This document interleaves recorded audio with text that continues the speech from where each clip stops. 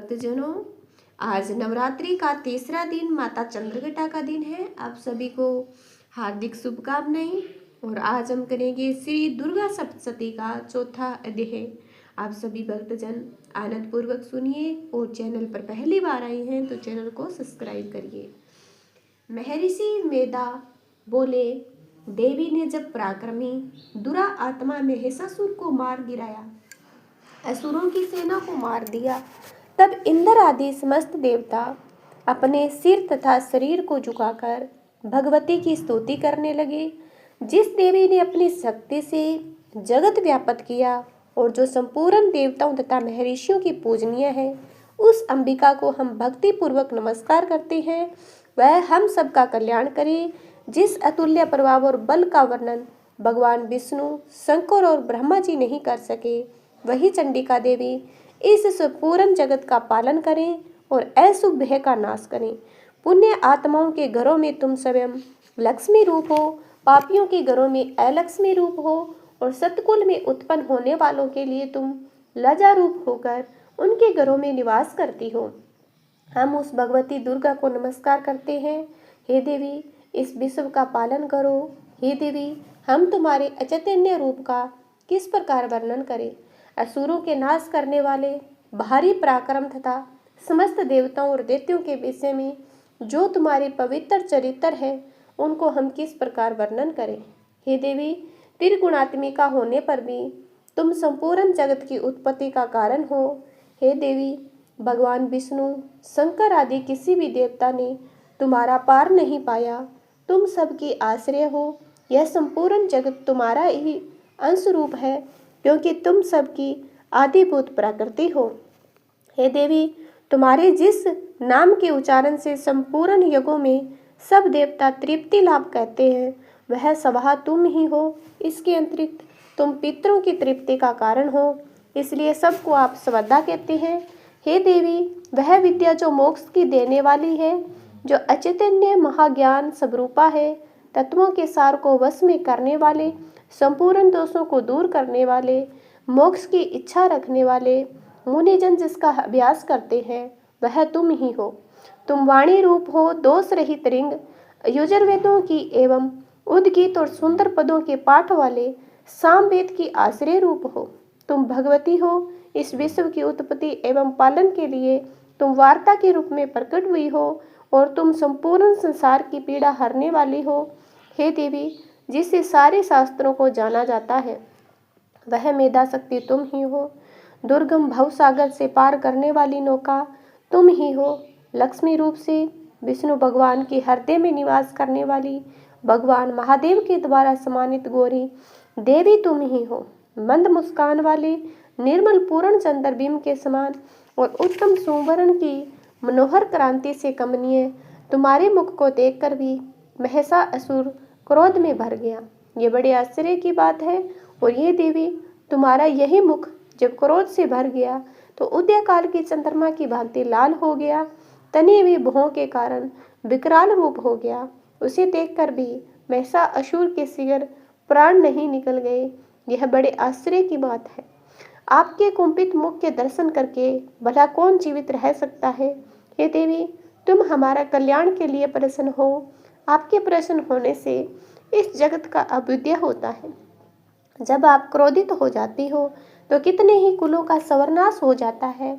यह हमने अभी अभी जाना है कि जब तुमने महिषासुर की बहुत बड़ी सेना को देखते देखते मार दिया।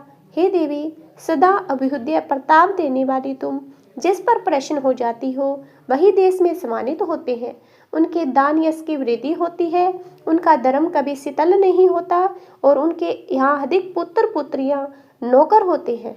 हे देवी, तुम्हारी कृपा से ही धर्म आत्मा पुरुष प्रतिदिन श्रद्धा पूर्वक यज्ञ करता है, धर्मानुकूल आचरण करता है, उसके प्रभाव से स्वर्गलोक में जाता है, क्योंकि तुम तीनों लोकों में मनोवांछित फल देने वाली हो। हे माँ दुर्गे, तुम स्मरण करने पर संपूर्ण जीवों के भय को नष्ट कर देती हो।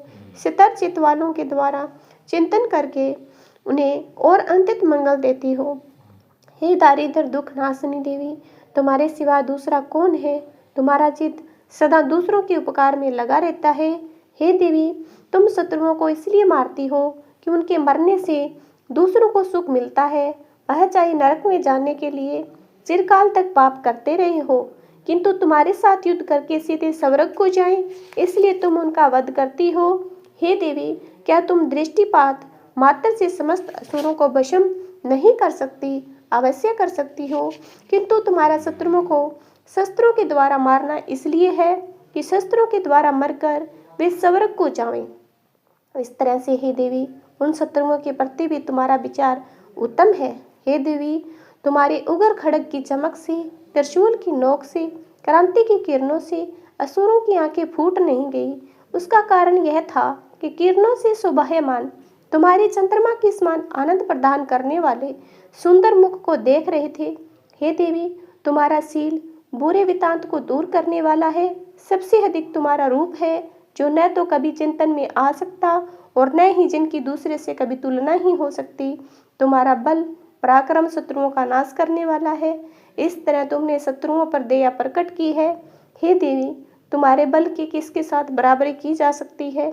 शत्रुओं को भय देने वाला इतना सुंदर रूप भी और किसका है? हृदय में कृपा, युद्ध में निष्ठुरता, ये दोनों बातें तीनों लोकों में केवल तुम्ही में देखने आई है। हे माता, युद्ध भूमि में शत्रुओं को मारकर तुमने उन्हें स्वर्ग लोक में पहुंचाया। इस तरह तीनों लोकों की तुमने रक्षा की। उन्मत्त असुरों से जो हमें भय था, उसको भी तुमने दूर किया। तुमको हमारा नमस्कार है देवी। तुम शूल तथा खड्ग से हमारी रक्षा करो, घंटे की ध्वनि और धनुष की टंकार से हमारी रक्षा करो।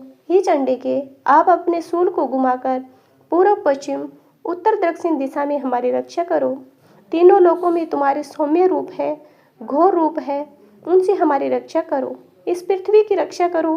हे अंबिके, आपके कर पल्लवों में जो खड्ग, शूल और गदा आदि शस्त्र शोभा पा रहे हैं, उनसे हमारी रक्षा करो। महर्षि बोले इस प्रकार जब सब देवताओं ने जगत माता भगवती की स्तुति की, नंदनवन के पुष्पों गंध अनुलेपनों के द्वारा उनका पूजन किया, फिर सब ने मिलकर जब सुगंधित व दिव्य धूपों द्वारा सुगंधित निवेदन की, तब देवी ने प्रसन्न होकर कहा, हे देवताओं, तुम सब मुझसे मनोवांछित वर मांगो। देवता बोले, हे भगवती, तुमने हमारा सब कुछ कार्य कर दिया, अब हमारे लिए कुछ भी मांगना बाकी नहीं रहा, क्योंकि तुमने हमारे शत्रु महिषासुर को मार डाला है। हे महेश्वरी, तुम इस पर भी यदि हमें कोई वर देना चाहती हो तो बस इतना वर दो कि जब जब हम आपका स्मरण करें तब तब आप हमारी विपत्तियों को हरने करने के लिए हमें दर्शन दिया करें। हे अंबिके, जो कोई भी तुम्हारी स्तुति करे तुम उनको वित्त समृद्धि वैभव देने के साथ उनके घर और स्त्री आदि संपत्ति बढ़ावे और सदा हम पर प्रसन्न रहे। महर्षि बोले, हे राजन, देवताओं ने जगत के लिए अपने लिए इस प्रकार प्रसन्न किया तो बस तथास्तु कहकर देवी अंतर्ध्यान हो गई। हे भूप, जिस प्रकार तीनों लोगों का हित चाहने वाली यह भगवती देवताओं के शरीर से उत्पन्न हुई, वह सारा वृत्तांत मैंने तुमसे कह दिया। इसके पश्चात दुष्ट असुरों, शुभ निशुभ का वध करने, सब लोगों की रक्षा करने के लिए जिस प्रकार गौरी देवी के शरीर से उत्पन्न हुई, वह सारा वृत्तांत वर्णन करती हूँ। तो कल आप चौथे नवरात्रे में सुनेंगे आगे का है।